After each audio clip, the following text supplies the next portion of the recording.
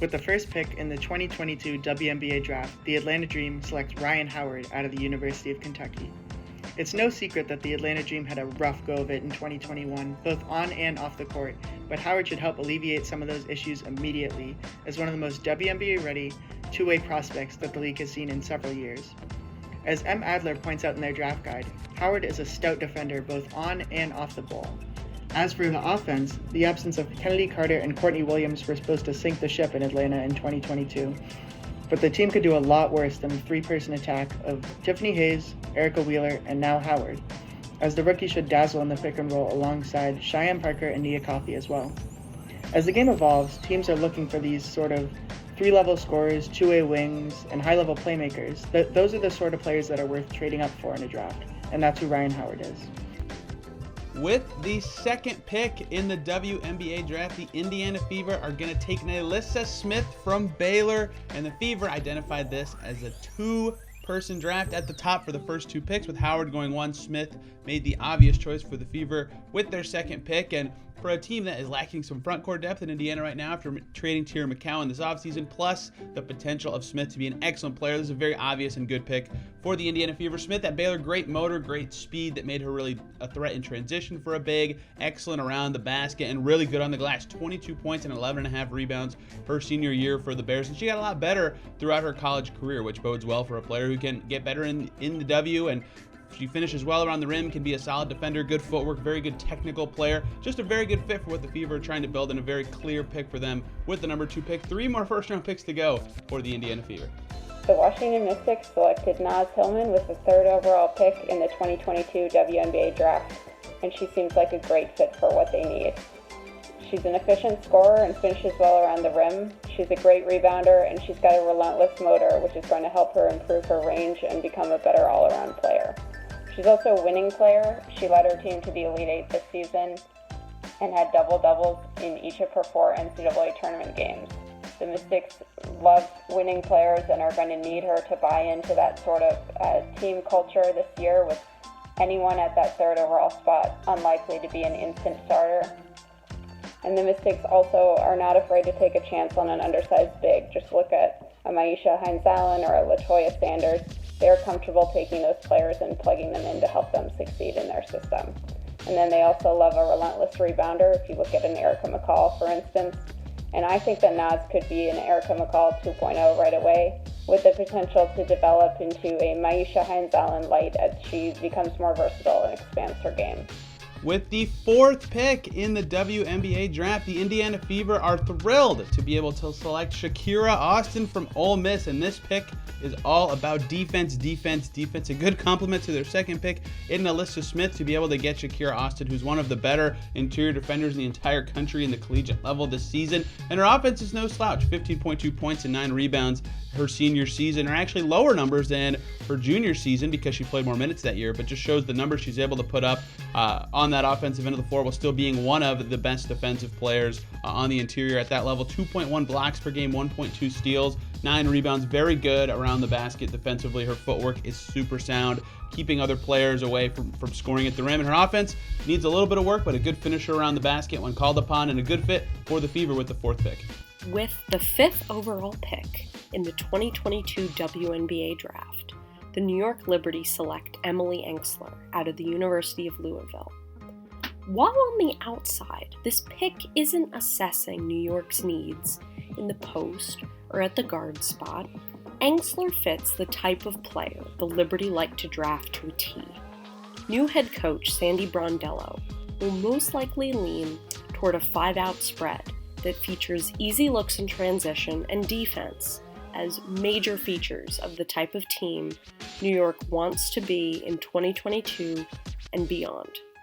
Enter Engstler, whose defensive intangibles have been compared to Angel McCaughtry. She is the most versatile and talented defender in this draft class and has racked up 5.2 defensive win shares during her senior season, second in the country to Aaliyah Boston at 6.2. While the Liberty love their Louisville players, and Engstler is a New York native, she fits into New York's approach to their personnel. They want to foster growth and development in their players, while also allowing them to use their strengths and play like themselves. With the 6th pick in the WNBA draft, the Indiana Fever will take Christyn Bell from Florida Gulf Coast University, finally getting out of the interior with their 3rd first-round pick here in picking Bell, who is an excellent scorer and a really good shot creator who's able to create her own shot at a very high level. And wings are always valuable. The Fever don't have a ton of them right now, and adding another one who can score and be a very solid offensive player is exactly what the Fever will want. And Bell reads the game at a super high level. That is evident in her scoring and her ability to create shots off the dribble, but also in her defensive stats. 2.1 steals and 1.8 blocks per game are fantastic numbers from a player known more for her offense. Still needs some work to do on that end of the floor, but ends up guarding bigs a lot out of position in school, so perhaps could be a better defender at the WNBA level. And with her ability to read the game and score particularly well, she'll be a great fit for a Fever team that desperately needs more wings. Hello everyone, Ari here. With the 7th pick in the 2022 WNBA draft, the Dallas Wings select Elissa Cunane from North Carolina State University. Cunane is a tough big that will bring more depth to the Wings front court. She can help Dallas continue to be dominant on the boards with the potential of being an additional scoring threat. She averaged 14.8 points and 7.9 rebounds per game at NC State, while shooting 54% from the field and 41% from beyond the arc. The big smile can continue to shine bright in the Big D.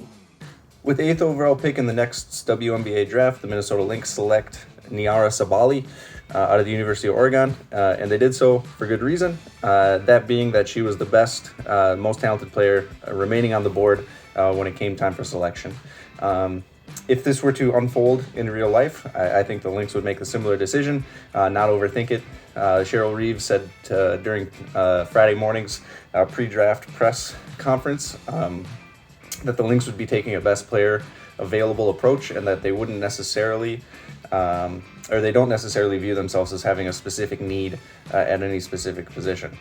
So with that being said, if a front court player of Sabally's caliber is left when they pick, they will definitely do so, and they will do so without hesitation. With the 9th pick in the 2022 WNBA draft, the LA Sparks select Sika Cunane of Mali. At 19 years old, she's a very intriguing prospect. She has a back to the basket game.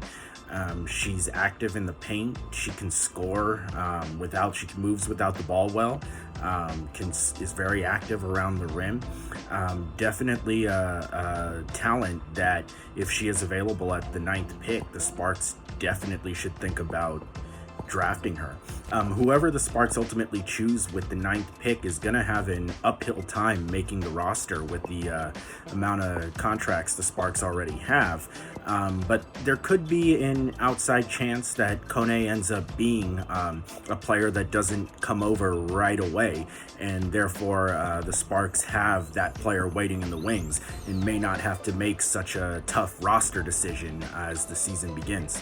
With the 10th pick in the WNBA draft, the Indiana Fever are going to take Christyn Williams from the University of Connecticut. After going front court with their first 3 picks, the Fever finally go into the backcourt and get a guard in Williams, who was very solid on defense this season for the Huskies, one of the better teams in the country, and quietly a very good offensive guard as well, despite not being a point guard, even though she handled the ball often for the Huskies. Her scoring at 14.2 points per game was excellent. Her scoring and efficiency, 45% from the field, 34% from deep, were both solid numbers, and because of her athleticism, she was quite a good defender, a good combo guard who can fit the Fever in 2 different positions if need be. She'll have to fight for a spot on the roster in Indiana with a very crowded backcourt and training camp, but her athleticism and her ability to play at more than one position will make her a good fit here at Indiana. Burrell is a good fit for the Las Vegas Aces because the Aces need wing depth and outside shooting, 2 things Burrell possesses. Burrell had a down season her senior year at Tennessee, but a lot of that was due to a knee injury she sustained early in the year. She played some of her best games in the NCAA tournament, including scoring 22 against a vaunted Louisville defense. In her junior year, Burrell averaged 17 points and 5 rebounds per game while shooting 40% from beyond the arc. The Aces took the least amount of threes last year of any team in the WNBA. First-year head coach Becky Hammond has already said her team will look very different on offense this year and will definitely take more threes. With Liz Cambage gone, the Aces will most likely look to play a 4-round-1 style offense with Asia Wilson inside. They will want to space the floor around Wilson with shooters and shot creators, two things Burrell can do well. Las Vegas really only has one true wing player in Jackie Young, so adding another player with size who can handle the ball is important. Burrell fills needs for the Aces and can definitely have an immediate impact in her hometown of Las Vegas. With the 12th pick in the 2022 WNBA draft, the Connecticut Sun select Veronica Burton from Northwestern University. Veronica Burton is a great fit for the Suns' defense-first identity. Burton led the NCAA in steals the last 2 seasons. She was top 5 in assist-to-turnover ratio this last year, and she's a good rebounder as a guard. Jasmine Thomas would be a great mentor for her and help her reach her potential as a defender and as a playmaker. With Bree January's departure and free agency, the Sun don't have a true floor general aside from Jazz Thomas. Burton's pass-first mentality and ability to make decisions with the ball in her hands could be an asset for the Sun, which will mainly look to its front court for scoring. The Sun don't have enough cap space to carry 12 players, though, so Burton would have to outcompete at least one of Kyla Charles, Natisha Heidemann, or Dejanay Carrington for a roster spot. Kurt Miller values experience with the team, and all of them have shown promise, so Burton will need to make a big impression in a competitive camp to make this roster.